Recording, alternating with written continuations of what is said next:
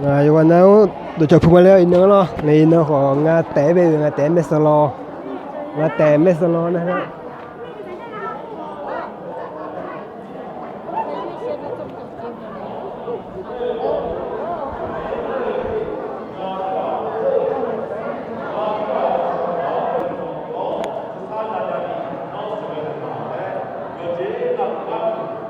กูเหรอ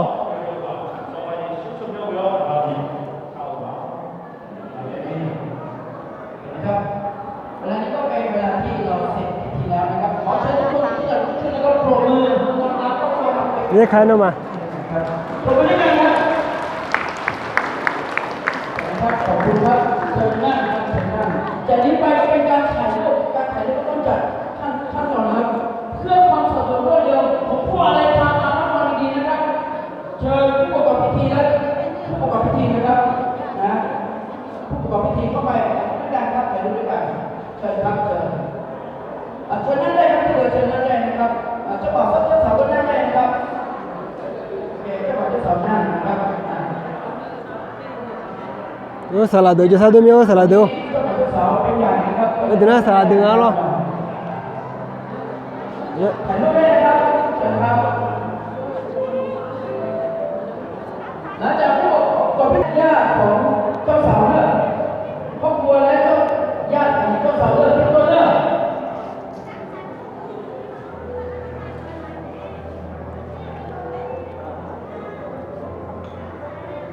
จากนี้ไปครอบครัวและเจ้าYushu ama ada ตามรายการนะครับโอเค Yushu oni mishu Yosoku u Hugana mishu ama ngalo ของเจ้าสาวไปเจ้าสาวอยู่ไหนเจ้าสาวทุกคนเจ้าสาวอยู่ไหนครับยังไม่มาใช่ไหมครับเดี๋ยวจะถ่ายใหม่ใช่ไหมครับSalado mi abo นั่ง1 3ไม่มาครับเจ้าสาวมาถ่ายใหม่ต่อพวกแม่มาถ่ายใหม่ต่อตอนนี้สาวไม่เกี่ยวแล้วสาวเลยเป็นพามีญาติพี่น้องอยู่ไหมที่อยากจะถ่ายรูปด้วยมีไหมครับเอาไม่มีก็เชิญ5 คนนะครับจบสิ้นตามนี้นะครับเมื่อกี้เราโปรโมทต้อนรับไปแล้วนะครับโอเคครับก็จะเดินตามไปด้วยกันนะครับ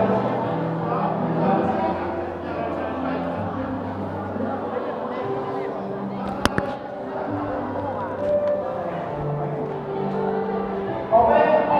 ตูก็จะทำอะไรก็ตามสบายเลยนะครับตามต่อเลยนะครับไม่สิไม่ได้รถสลับไม่ได้ ชื่อมาได้อ่ะ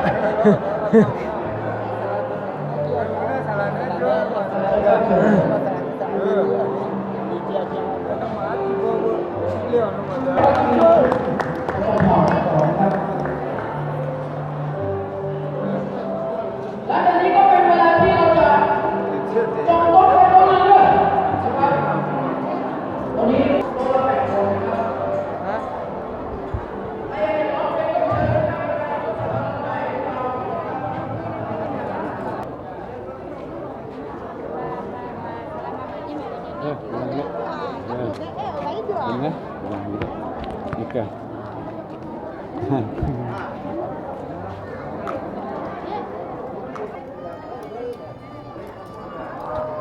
Lasa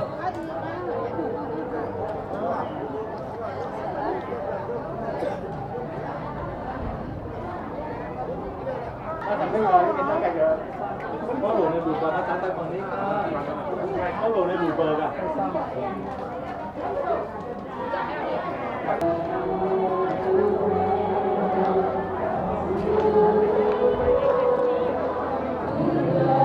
เอาไปนั่งกับญาติลงเขาไป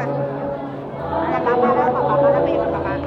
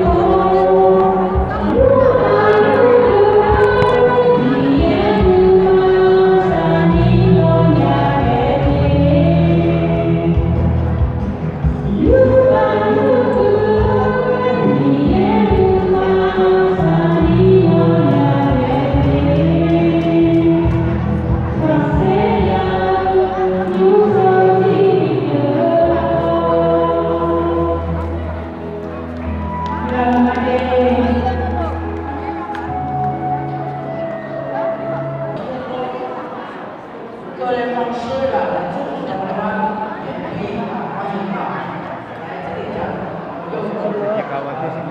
19